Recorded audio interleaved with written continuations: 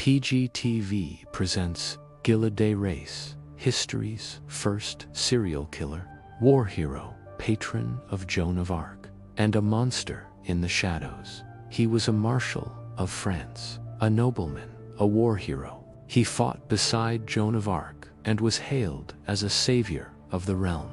But behind the grandeur of Gilles de Rais lay a secret so horrific it would stain his legacy forever. Tonight, PGTV uncovers the chilling tale of Gilles de Rais, history's first serial killer. A man who rose with honor and fell into darkness. Chapter 1. The Hero of Orleans.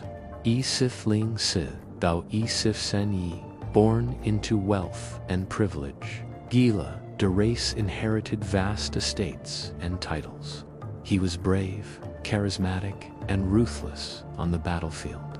In 1429, he was appointed Marshal of France for his role in lifting the siege of Orleans alongside Joan of Arc.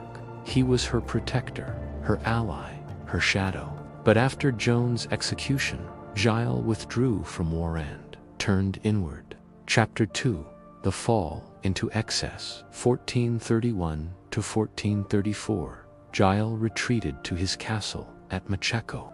He spent lavishly on alchemy, theater, and religious art.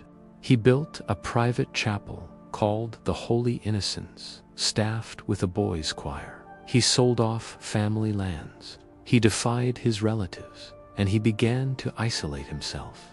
Behind closed doors, something monstrous was taking shape.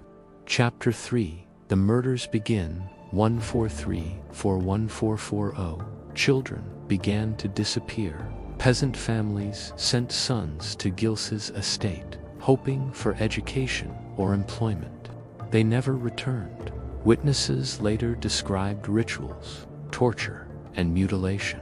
Gilles allegedly murdered over 140 children, mostly boys aged 6 to 18. He staged elaborate ceremonies. He invoked demons. He believed he could summon power through death. Chapter 4. Trial and Confession. 1440. In 1440, Gilles was arrested after a land dispute exposed his crimes. The Duke of Brittany and the Bishop of Nantes led the investigation. Under threat of torture, Gilles confessed. He described the killings in graphic detail without remorse. He was tried by both secular and ecclesiastical courts and sentenced to death. Chapter 5. Execution and Legacy. October 26, 1440. Gilles de Rais was hanged and burned in Nantes. His accomplices were executed alongside him. The crowd wept not for the children, but for the fallen hero. His name was erased from noble records. His crimes were buried in shame. But centuries later, historians would ask, was Gilles de Rais truly guilty, or a victim of political revenge and religious hysteria? Thank you for watching PGTV. If this story of heroism turned horror unsettled you, subscribe for more tales of history's darkest secrets. Leave a comment below.